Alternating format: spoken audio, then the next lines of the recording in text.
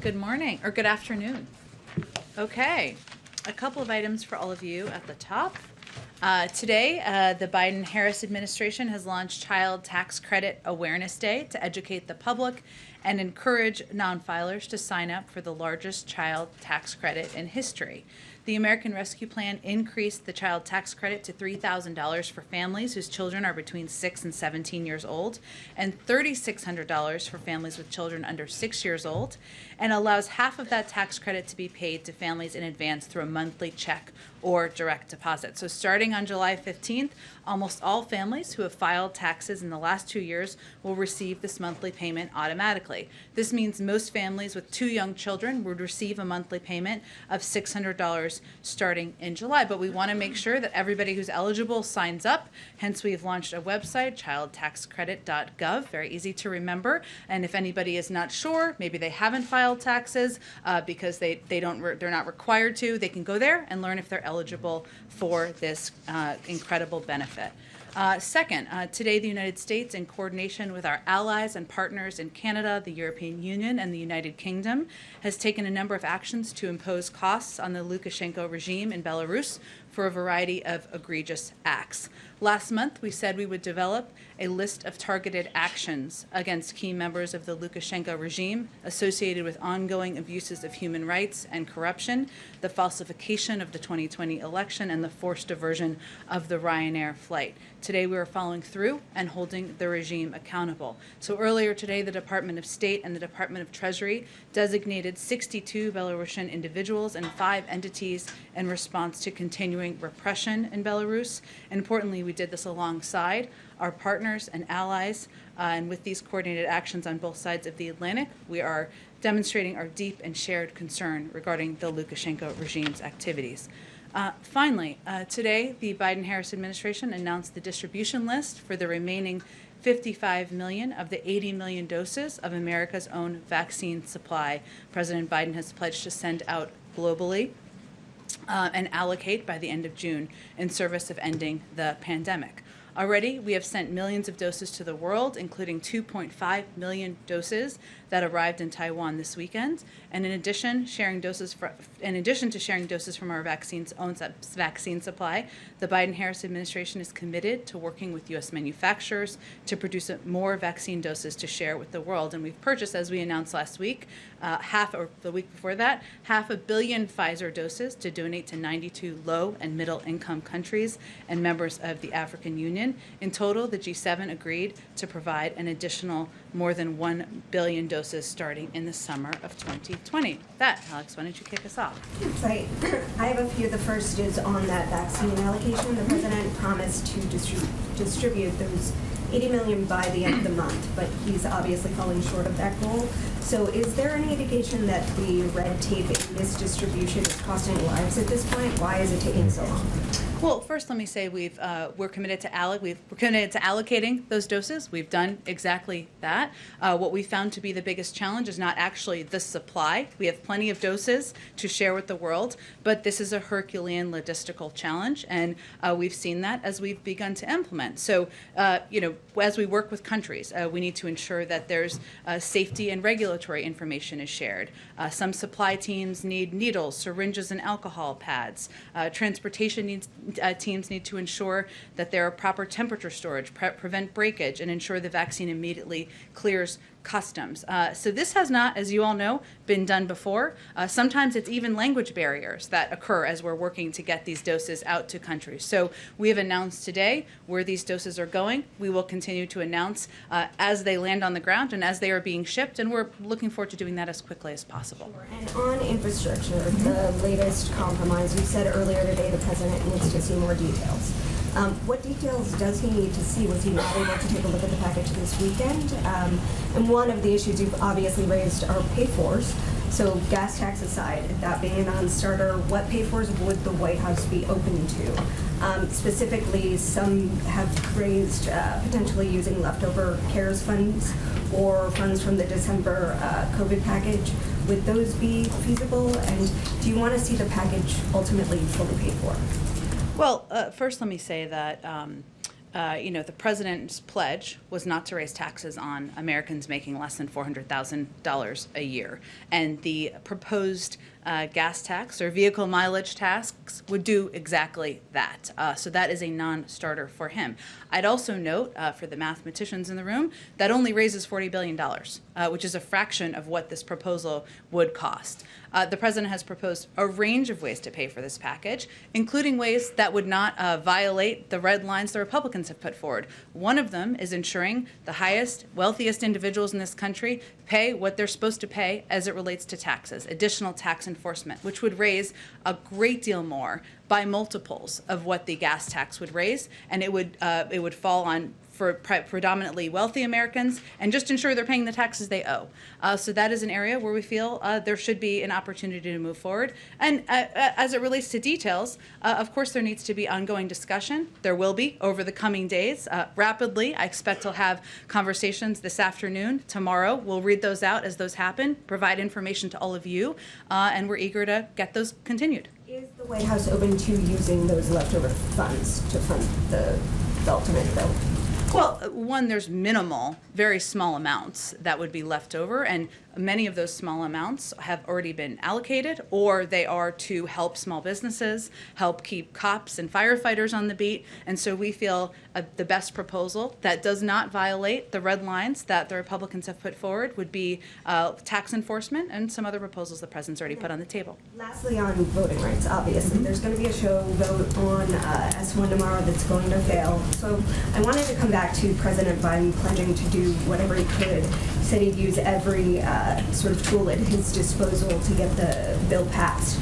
What has he done to get that bill passed, considering this vote is going to fail? And since he has pledged that, is it time for him to start calling again for filibuster reform more loudly? That's a tool at his disposal he has not yet really pushed for. Well, first, let me just give you a sense of how we see this and how the president sees it. It's a step forward. We don't expect there to be a magical 10 votes. I'm not suggesting that. But just 2 weeks ago, there were questions about whether Democrats would be aligned. We certainly hope that will be the case tomorrow. It's important to remember that this has been a 60-year battle to make voting more accessible, more available to Americans across the country. And our effort, the president's effort to continue that fight doesn't stop tomorrow at all. This will be a fight of his presidency. In terms of the steps he's taken, he's had conversations, obviously, with members about supporting this legislation, including Senator Manchin, as you all know, over the last couple of weeks. And he will continue to advocate. He's also asked his vice president, or agreed with his vice president, that she will be in charge of this effort moving forward. It doesn't stop. This is an important piece of it, the federal legislation, more work to be done, but it doesn't stop with that. There's work to do in the states. There's work to do with voting groups. There's work to do to empower and engage legislatures, and that's something that will also be part of her effort. And as it relates to the filibuster, I don't think you have to take it from us. That would be Congress moving forward or making a decision. If the vote is unsuccessful tomorrow, we suspect it will prompt a new conversation about the path forward, and we'll see where that goes. Go ahead. Following up on infrastructure, Senator Portman said over the weekend that he thought that dropping the gas tax and this fee on electric vehicles could be something that they could do so long as the president puts forward ideas that do not include raising any taxes. Is that a potential compromise that seems feasible? Well, again, last I checked, the proposal the president put forward in his initial proposal that has been a part of this discussion to increase investment in tax enforcement, ensure that people who are the wealthiest are paying what they should be paying in taxes, which would raise a significantly larger amount than the gas tax. It does exactly that and should meet his bar. And to Alex's point, do you want this bill to be fully paid for? The president has proposed means of fully paying for this package, including the tax enforcement components. He thinks that's a responsible thing to do, and we'll continue to have discussions with members about how we can find a path forward. You mentioned continuing discussion. Should we expect another in-person meeting perhaps here at the White House this week? I suspect you can expect that, yes. Go ahead. Just going into this week, how does the president view his role in these negotiations? Is he the closer? Is he the facilitator? Like, what's his approach this week to try and get this across the finish line? I feel like there's a baseball analogy here I won't really want to deliver on, so my husband thinks I'm cool, but I can't think of it. Look, I think the president, having served 36 years in the Senate, He's always going to be deeply involved. He's always going to roll up his sleeves and want to know every detail of what's being discussed, every detail of the proposal and package. As I noted in response to Mary's question, I suspect he'll have some members here over the next couple of days to have those discussions in person. So I don't know how I will leave it to all of you to characterize or give a label for that, but he's ready to roll up his sleeves. The door to the Oval Office is always open, and he'll be deeply involved and engaged in these negotiations over the coming days. And some progressives have made the ask that if you're going to move forward with this bipartisan package, moderate senators commit to them to supporting the reconciliation piece of this as well, the second track, if you will. Will the president also seek that commitment from the moderates if they do move forward on a bipartisan piece of legislation? Well, I would say that the president sees this as a process that has multiple paths forward, and the reconciliation process, which is already underway, being led through the budget committees in Congress, is an important component of that. And a number of his priorities and his proposals that he's put forward are not a part of this negotiation or not a part of this discussion that's happening in a bipartisan manner. So he certainly would like to see that move forward, and he will make that case to others as well. And just one last quick one. Does he support the Manchin language on the voting rights issue? Well, again, I think this is a compromise, and as that happens, as compromises happen, it means there's a lot that you like about it, and it may not be everything you love, but he certainly sees this as a step forward. And as Stacey Abrams said over the weekend, incremental steps forward in making voting rights more accessible, making voting more available is a good thing. And he certainly is appreciative of the efforts by Senator Manchin and others to continue to make progress on voting rights, which he feels is a huge priority. Go ahead.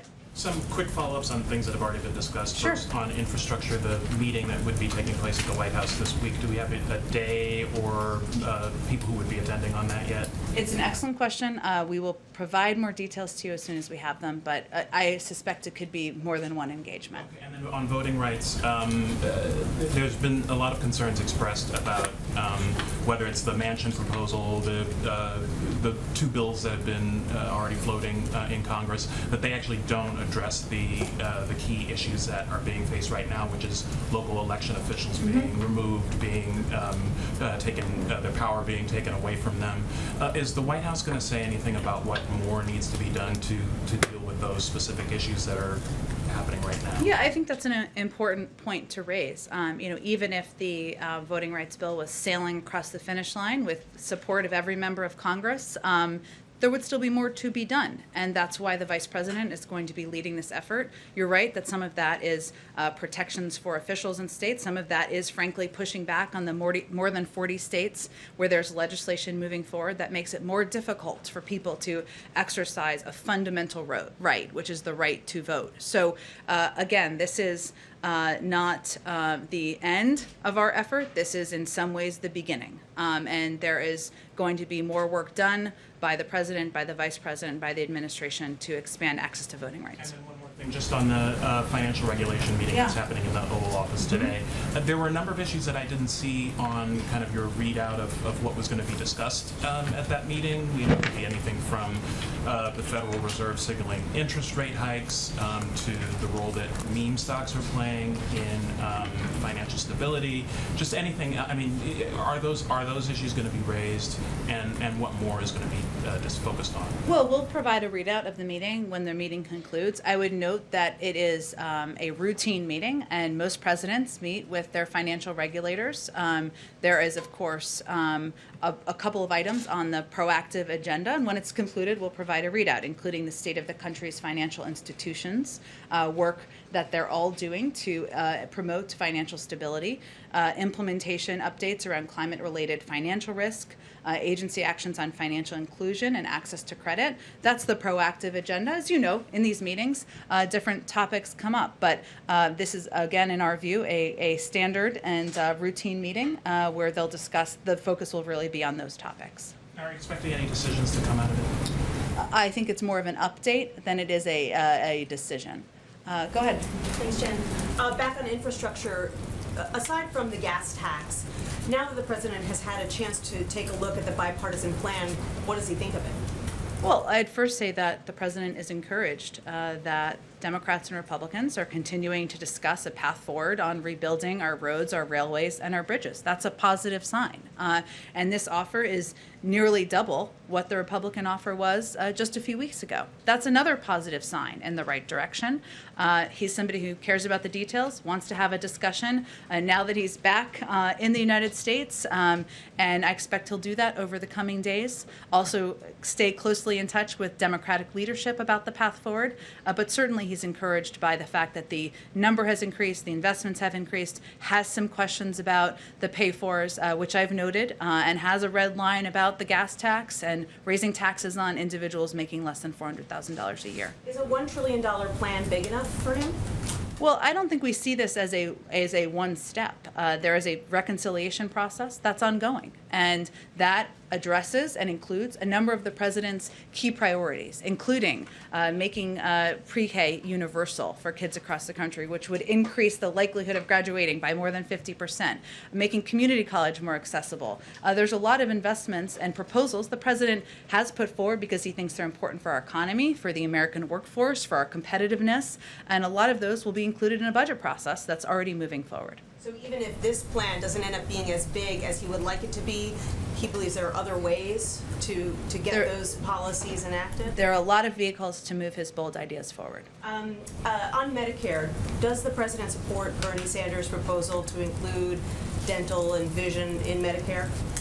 It's a great question. I actually haven't talked to him about this, so I don't want to speak out of turn. Let me do that, and we can get you all an answer on that. Finally, can you describe what safeguards the administration has in place to make sure that the children of top officials don't get preferential treatment in hiring?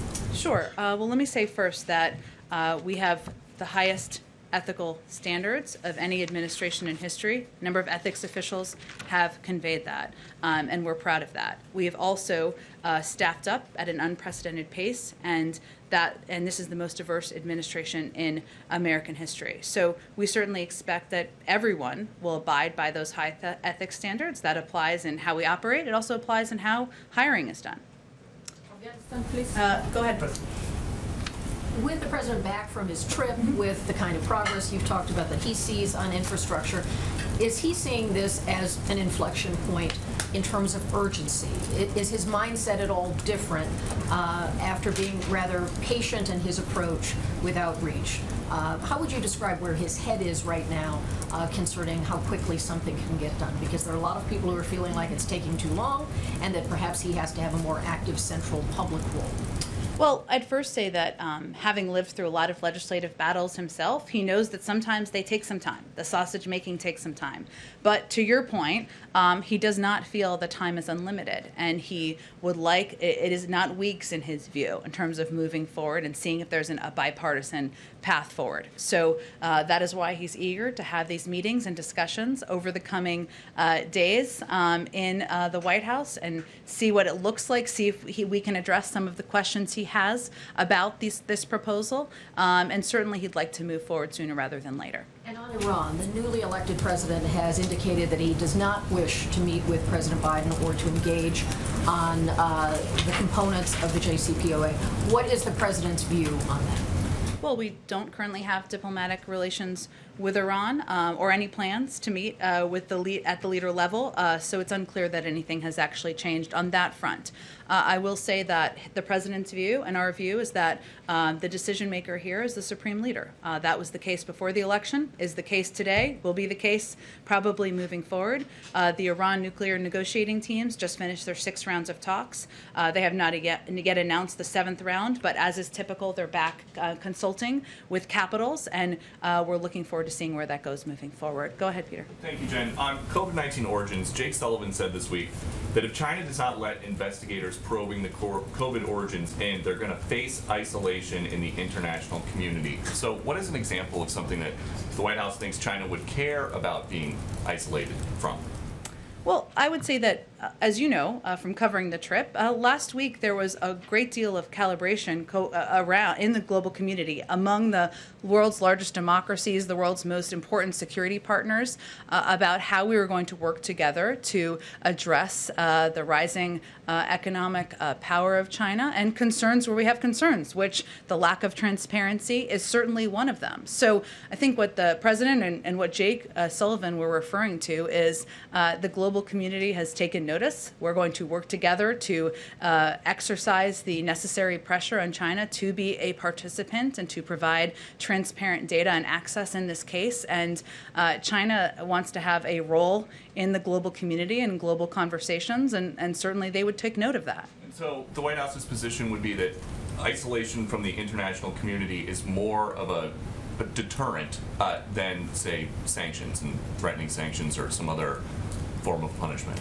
I think the point that Jake was making is that China wants to be seen as a power in the world, as a central actor in the world, and they are not looking to have the global community align against them. And then on infrastructure, Bernie Sanders is pitching a reconciliation package that's up to $6 billion that includes some of the president's other priorities. Trillion. Sorry, $6 trillion. It's a lot more money that way. I'm just here to get you the accurate info. Thank you very much. If something $6 trillion big makes it to the president's desk, would he sign it, or is that too big? Well, first, we're not quite there yet. And I would also note that the president has put forward a way of paying for these proposals, including what he feels are necessary reforms to our corporate tax system, and asking the individuals, the highest income individuals, the top 1%, to pay more. And he's put a range of ideas out there on the table and proposals out there on the table. We're going to have discussions with Congress about what it looks like, what Democrats are comfortable with as well. There's a range of views in the Democratic Party as well, but we're not quite there yet. And the last one, a dozen or so states have now ended the federal unemployment benefits, the extra unemployment benefits. A couple more states are going to do that in coming days. Does the White House think that the governors who are ending these extra enhanced unemployment benefits before they expire are doing the right thing or the wrong thing? Well, we have continued to implement or continuing to advocate to implement these unemployment benefits for the remainder of their tenure, which is just a couple of months. We don't actually know, because the data doesn't exist yet, what the impact of the implementation in these states is. Our view is that American families, there are still millions of people out of work. They still need a little bit of extra assistance. We also don't think that these benefits should be never ending. Hence, they're going to expire in early September. So we know governors are going to make their decisions. We continue to believe that with more than 7 million people out of work, that there's still additional assistance we should give to the American public. Why don't you go ahead after you said Afghanistan? Thank you very much. My name is Nazira Azim Karimi. I'm Afghan freelancer journalist. As you know, President Ghani and Dr. Abdullah will travel on Friday to the White House, to Washington, and visit with President Biden. What will be the main topic that President Biden will discuss with both of them? And also, Taliban continues their attack in Afghanistan even today. White House has any plan to invite Taliban to convince them to make a ceasefire in Afghanistan, because Afghan people, they are really tired. I'm Afghan, and emotionally we are in a bad situation. Understood. Well, I know that President Ghani will be here in the United States on pre-planned travel to New York, I believe, and of course the President looks forward to welcoming him to the White House for a meeting on Friday. And I expect their focus of their conversation will be to continue to discuss how we can work together to ensure that Afghanistan never again becomes a safe haven for terrorist groups who pose a threat to the U.S. homeland, how we can work together to continue to implement the humanitarian assistance, other assistance that the United States remains committed to, even as we work to draw down our troops. Go ahead. Thank you, Jen. Just two questions. One, in the wake of the Supreme Court ruling on the NCAA and college athlete compensation, does the White House believe that there should be federal rules or some kind of federal standard governing college athlete compensation, or is that a decision that the administration believes should be left up to states? Let me just first say on the ruling that our view is that, of course, NCAA student athletes work very hard both on the athletic field and in the classroom. I'm a retired one myself, and today's decision recognizes that, as with all Americans, their hard work should not be exploited, and the president believes that everyone who works should be compensated fairly for his or her labor. In terms of specific regulations, it's an excellent question. This is obviously a new ruling. I'd have to talk to our policy teams about that and where we might stand. And just one on COVID-19. Based on the current projections, it does not look like the president's July 4th target of getting 70% of the population at least one dose of the vaccine will be met. Of course, the administration has tried to incentivize vaccinations along with corporations and other partners. What else can the White House do at this stage to try and change the trajectory of vaccination rates? And what are the concerns of missing that target in terms of the president's desire to get back to normalcy? Well, first let me say we've made tremendous progress in our vaccination efforts to date, and the ultimate goal has been to get America back to normal, as you said, and we're looking forward to doing that even here at the White House. As you know, we've invited over 1,000 essential workers and military families to join the president on the South Lawn, and many more with fireworks on the Mall. What we've seen over the course of the past couple months in terms of progress is a massive reduction in the number of COVID cases by about 90%, a 95% reduction in the number of deaths that are down. That's significant progress. We set this bold, ambitious goal because we wanted to continue to make progress, and we're doing exactly that. We've seen 16 states meet it. What we've seen as we've dug into the data is that there is a big gap between individuals 25 and over and 18 to 25. 18 to under 25. That means that's an area we need to continue to work on. Now, regardless, even if we do sail past the 70% goal, we're still going to be vaccinating people on July 5th, on July 7th, on July 10th. That is still going to continue to be part of our objective. But as we dig into the data, we know that what we're seeing is a lower rate among young people. That's concerning, especially with the Delta variant being on the rise as it is, which does not discriminate by age, which still could cause death, serious illness. I expect in the coming days you'll get an update from our COVID team on where we are on the data and the different categories as they dig into it, so I don't want to get ahead of them, but we're going to continue to run through the tape. We're also going to continue to be focused on where we can raise the rates and raise the numbers where we see there's a lower uptick of vaccination. Go ahead. Thanks. I think there's a fly on your head. Oh, thank you. Oh, thank you, guys. At least it's not a cicada. I swear, those things are. Okay, but I do have actual questions. I appreciate it. I was like, is there breaking news? But there you go. Okay. Yeah. So, I mean, you're talking about the voting rights vote. There's supposed to be a test vote tomorrow. That is expected to fail.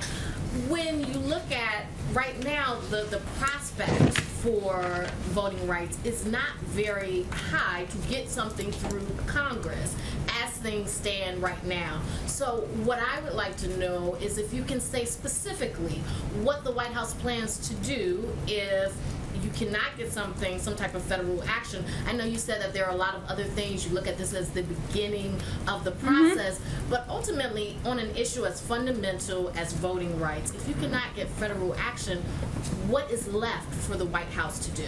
Well, I don't think we accept that. The point I'm making is that it's also state action. It's also, frankly, action that's been happening from the Department of Justice, including increased funding and increased implementation across the country, which is something that the President and the Attorney General have both emphasized as a priority, and we've made some specific announcements about. So, look, I think as we look to tomorrow, what's clear and what we're measuring, I think, is the Democratic Party united? We weren't as of a couple of weeks ago. That's a step forward.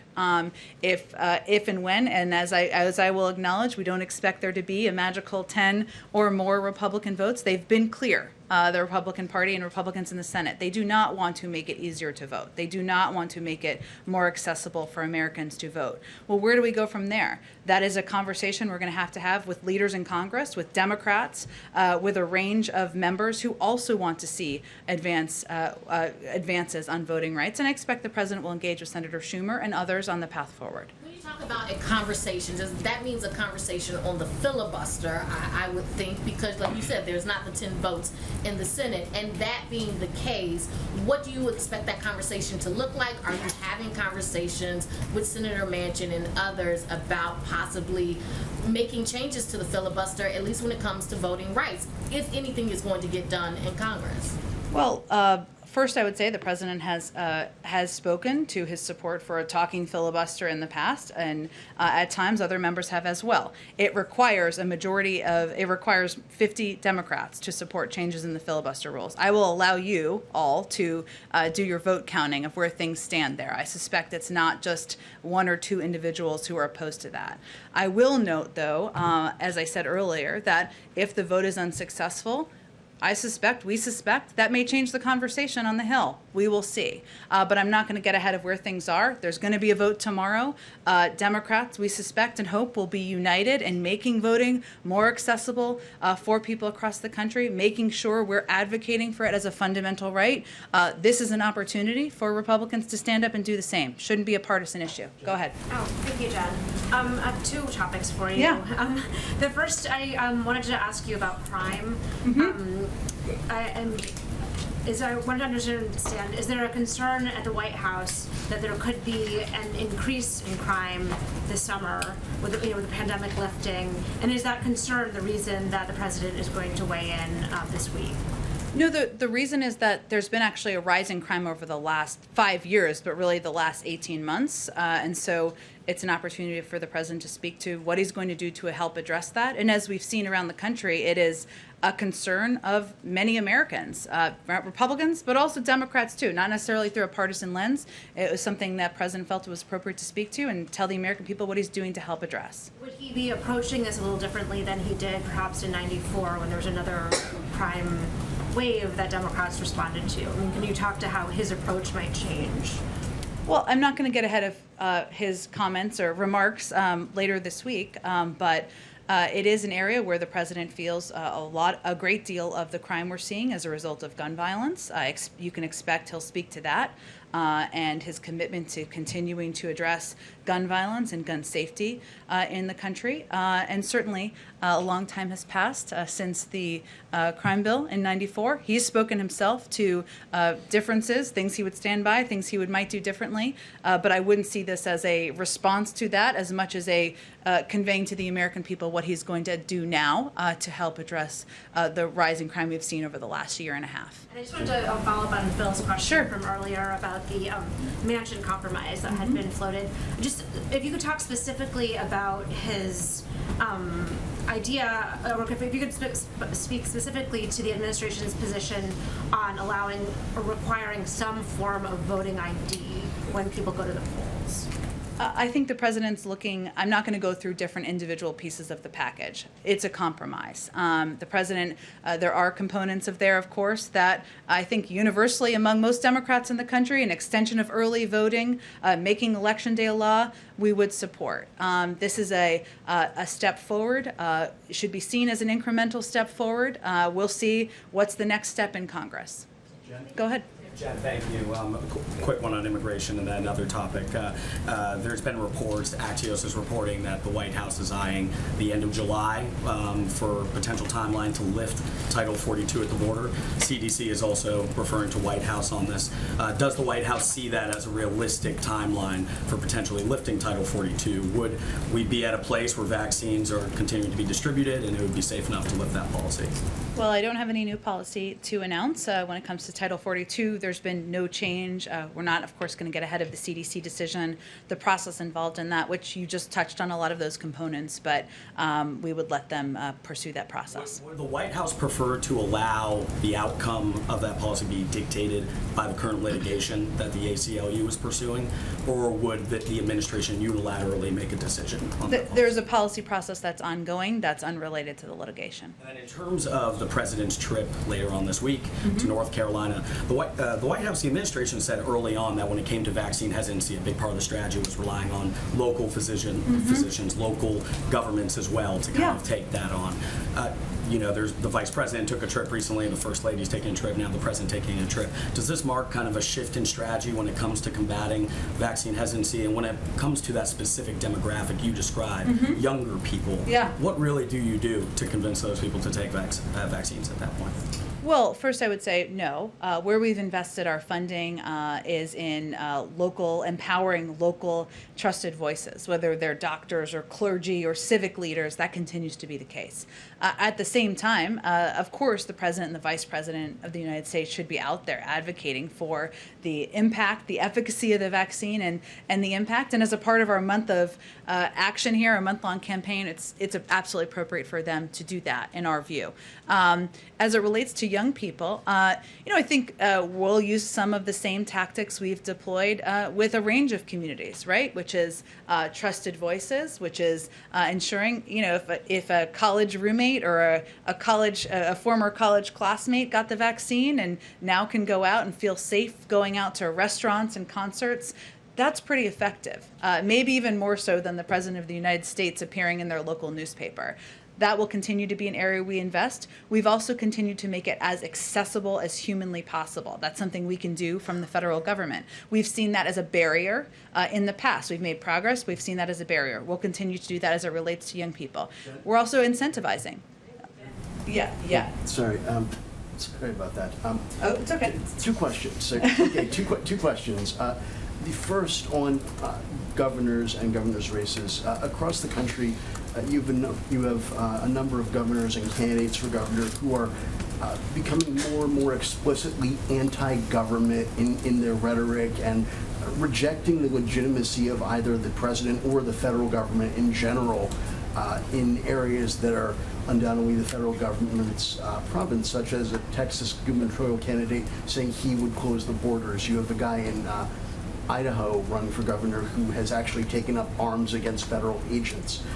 Is the administration concerned that actual violent extremists and people espousing secessionist rhetoric are finding a home in Republican primaries and could actually be elected to office? And then I have a second question.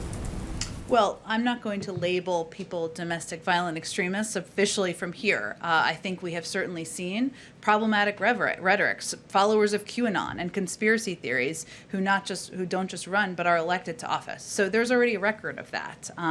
We'll continue to speak out against that, but our strategy at this point is continue to advocate for how government can work for the American people, remind people across the country that this president is going to govern for all Americans, not just one from one wing of a party or the other, and that hopefully the effectiveness of that is something that can help us play a constructive role. And then a related follow-up.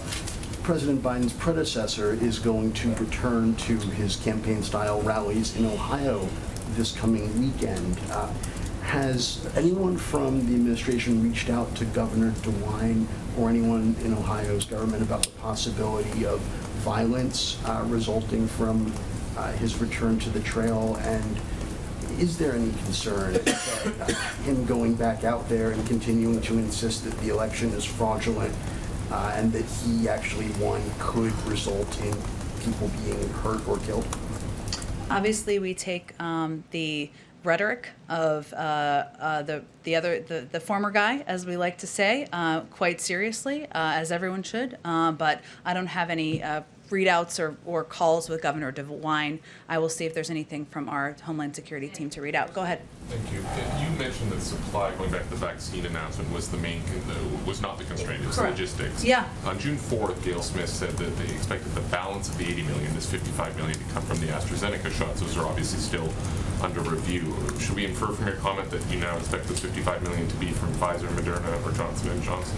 We've always had a range of options, as we are contingency planners here, and we have plenty of supply to deliver on the 80 million doses. As you noted, or as you alluded to my answer previously, our biggest challenge is logistics, is the fact that there's not a playbook for this, and there are challenges as it relates to getting these doses out to every country. Certainly, obviously, once if the FDA approves us sending these AstraZeneca doses overseas, that would be a part of it. But until then, it wouldn't be, of course. Do you have an estimate then on how many doses will be sent this month? Of course, President Biden's pledge initially was that 80 million would be sent this month, and now they'll be allocated instead of sent. I don't have an update on that. It's a great question. I know the COVID team is doing a briefing tomorrow, but I will see if there's more we can get back to you on today. I know you will be. One more A loyal attendee. Indeed. And going for the meeting this afternoon, one subject I wonder if it'll come up is cryptocurrency. Is that something the president is seeking the advice of The agenda is exactly what I outlined earlier, and we will provide a readout once the meeting concludes about the topics discussed. Meeting with Jay Powell, does he have confidence in the job Jay Powell is doing? Does he have any particular message for Powell in particular? The president's view is this is a routine meeting with financial regulators to get an update on management of the economy and making credit accessible to people across the country. Go ahead. I just want to drill down, Jen, on the White House position on a vehicle mileage tax for electric vehicles. Can you explain the White House's position and why you'd be opposed to, essentially, wouldn't it level set because people who fill up their cars with gasoline pay into the Highway Trust Fund with the 18.3 cent per gallon excise tax? People who drive electric vehicles, drive on the same roads, they don't pay that tax. Why not? Well, first I would say the president wants to grow the electric vehicle industry, wants more people to buy electric vehicles, wants to make them accessible to people across the country. That will help our climate, help create jobs in that industry as well. And his view is that there are plenty of ways to pay for these proposals, plenty of ways that will not leave the burden on any individuals across the country making less than $400,000 a year. That's the choice, and he feels we should have the burden on the wealthiest Americans as opposed to any other Americans. What's the long-term structural impact then on the Highway Trust Fund if, as you hope, more Americans drive electric vehicles, fewer people fill up their cars with gasoline? How do you sustain that if fewer people are paying that excise tax over time? I suspect Secretary Pete has thought about this. I'm happy to talk to him about it over the long term. But again, the purpose of this proposal is to move to electric vehicles as an industry where people are driving electric vehicles, making our climate healthier, but also creating jobs in this industry that he feels is an industry of the future. Go ahead. Thank you. The president has been criticized for giving Putin a list of 16 critical infrastructure targets that's considered off limits to cyber attacks. How did that idea come about? And why not tell Putin that everything inside of the United States is off limits? Well, first, I don't think it required the president providing a list for President Putin or Russia to determine what is critical infrastructure in the United States. I know that has been part of the conspiracy response to his proposal. The president was being clear. These are areas where we will be watching and we will reserve the option of consequences. That was the message he was sending during that meeting, and it's why he put forward those specific examples. Why didn't he give Putin a list of targets inside of Russia that the United States would target if another cyber attack does take place in the United States? Because we don't preview our punches. Go ahead. One last question. Go ahead. One last question. Oh, go. One last question. Sure. Does the president believe that a 15-week-old unborn baby is a human being? Are you asking me if the president supports a woman's right to choose? He does. Go ahead. Jen, another question actually on the summit last week with Putin. A State Department official after the summit said that the Havana syndrome, these anomalous health incidents among U.S. personnel, had come up. It was referenced. Who referenced it to who? I don't have any more specifics from that meeting to read out for you. Why would the topic come up if there is no confidence in this building or with intelligence agencies as to the perpetrator? I just don't. We have not attributed, as you know. I don't have anything more specifically on this topic from the meeting. White House reaction on Fulton versus City of White House reaction on the Supreme Court decision to Fulton versus City of Philadelphia. Does the White House have a reaction on that case? I think we have issued a reaction to it. I don't have anything more to it. Go ahead. I think we got to move on. Go ahead go ahead right there. Yeah. Go ahead. Right. Go ahead. I wanted to follow up on the Geneva summit. If I okay. Sure. What specific steps the administration is taking now to implement understandings reached by President Biden and President Putin in Geneva? I'm especially interested, as you probably understand, in the potential dialogue on cyber and the strategic stability. Should we expect in-person interagency meetings on that, or are we talking about something online? Any idea about that? Sure. So first, let me say the president did accomplish exactly what he wanted to accomplish in Geneva, which is identifying areas where the United States and Russia could work together in our mutual interests. We launched these strategic stability talks. Part of their discussion was the fact that there will need to be a lot of follow-up on a level that is below the two leaders, so that some of that could be at the Secretary of State, some of that will be underneath that, and those discussions will be happening or beginning in the weeks ahead. But that was the agreement between them, that there would be follow-up from their teams. I don't have any more specific update. I expect you would get those updates from the State Department and others. Go ahead. Go ahead, but actually, this woman right in front of you, I was trying to point to her, and then I'll go to you next. Go ahead. Oh, no, right behind you. Go ahead. Oh, right here in the, did you have a question? Right there in the polka dot shirt? Yeah, I did. Go ahead. Okay. You can't tell. No, sorry. On the debt ceiling, there's Yes. going to be a fight coming up next month, and they've been known to be epic showdowns on debt ceiling. Yeah. So what is the president's stance on raising the debt ceiling, and if no agreement can be reached, will the Treasury Department take extraordinary measures? The president believes that Congress will do what they've done 3 times during the Trump administration, which is to raise the debt ceiling. We know that will be a central focus and discussion, probably even in here, come the fall. But he expects they will do what they've done 3 times over the last. Go ahead. Thank you, Jen. The president said repeatedly on the campaign trail that he opposes defunding the police. He's addressing rising crime across the country on Wednesday, and you mentioned this. What is the president's message to some mayors who are considering reducing police budgets or already have reduced police budgets? Well, I would say first in the president's implementation of the ARP, part of the funding that goes to local and state authorities is to ensure that there are police that are kept on the beat. Obviously, state and local authorities are going to determine how they spend that money, but certainly he included that funding because he feels it's important to communities across the country. Can I ask one more? Yeah. So I was wondering if you could tell us about the president's reaction. Some Senate Republicans are delaying confirmation of his OPM nominee over fears that if confirmed, she would incorporate what they see as detrimental critical race theory into federal directives. What is the White House's response to that delay? The president believes that this is a qualified nominee, one the Senate should move forward expeditiously so that we can ensure we have a full team in place across the government to continue to work with Democrats and Republicans in Congress. Go ahead, Nani. Thank you, Jen. Just to follow up on Iran, an EU negotiator said today that they cleared on certain technical issues, but they still have problems on a political one. And some sources in Vienna, indicating that they might reach a deal by the middle of July. Is this optimistic? What's your assessment of that? Can a deal be reached considering the election of the hardline president? Well, again, I don't have a new deadline to set here. As you know, because you follow this closely, they just finished their 6th round. It's natural that they would be returning to capitals, the negotiators, to consult with their capitals and leaders in their capitals. That's happening now. Our view is that there is a decision maker here and that has not changed, and it is the supreme leader. So we are going to continue to work to move these diplomatic negotiations forward because it's in the interest of the United States and the interest of our national security. But I don't have a new timeline to set for you. But that he's been the decision maker before the election, after the election, and even after an inauguration. Go ahead. Thank you. You announced sanctions against Belarus today, which include visa restrictions, property, assets, designation. But previous reports suggested there would be economical targets, that the sanctions would be tougher.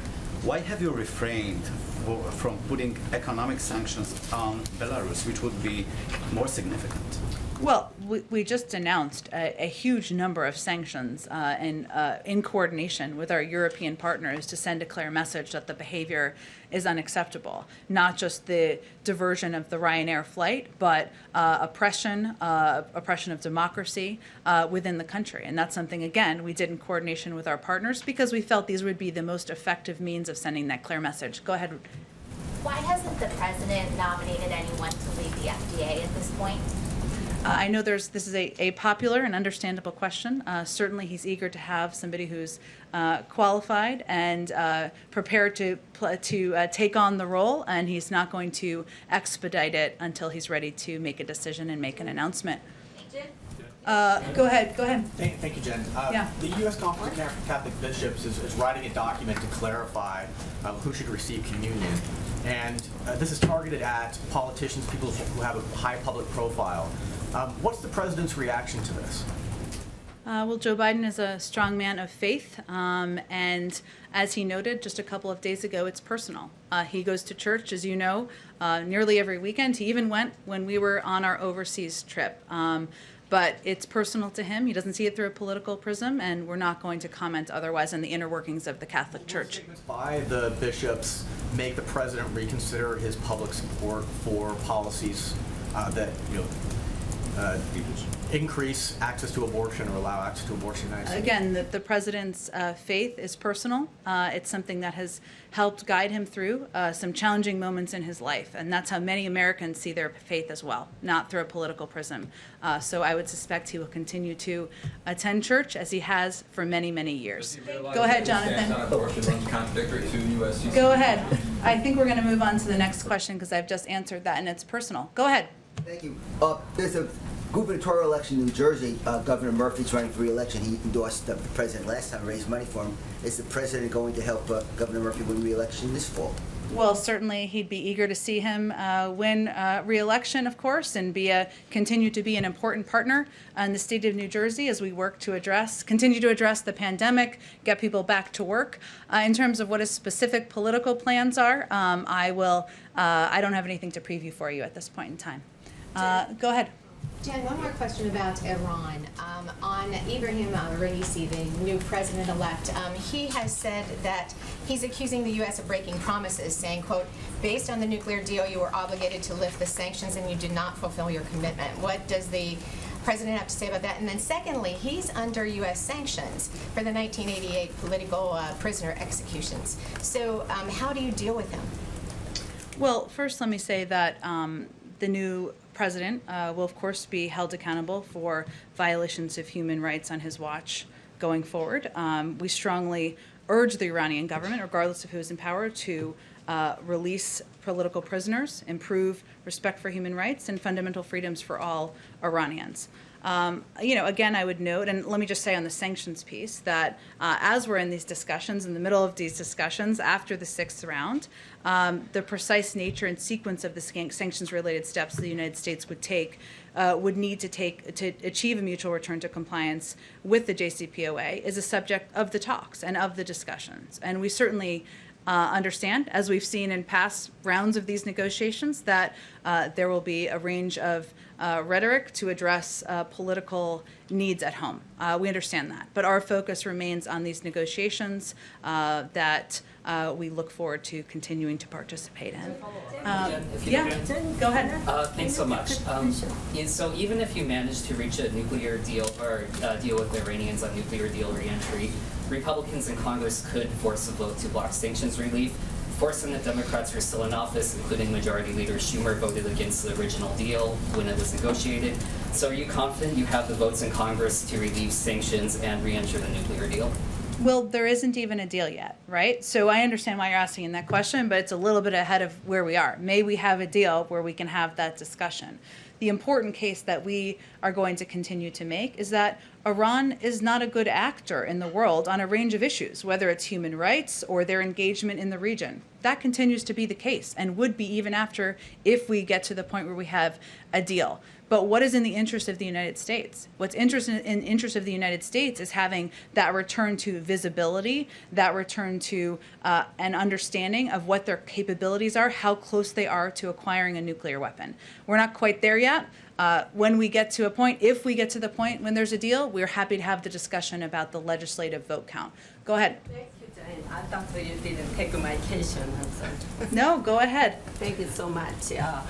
President Biden recently announced that the U.S. will provide corona vaccine to North Korea. Mm-hmm. Do you know how many doses and what kind of vaccine are we going to provide to North Korea? Well, we announced that we would be providing about 1 billion doses to the global community and the 92 countries working through COVAX for 75% of it, who are the lowest and middle income countries in the world. That's what we've announced, but I don't have any more details than that. Go ahead in the back. Oh. I think we're at an hour. Okay, we'll go to this last one since I just called on him, and then we'll wrap it up. Go ahead. Representing an audience that is quite different from this gentleman's, I'd like to repeat his question.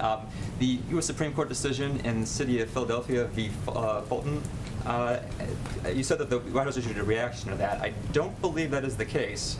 Was the president briefed on that decision? I thought we had. If not, I will get that to you and to this gentleman over here. Thanks, everyone.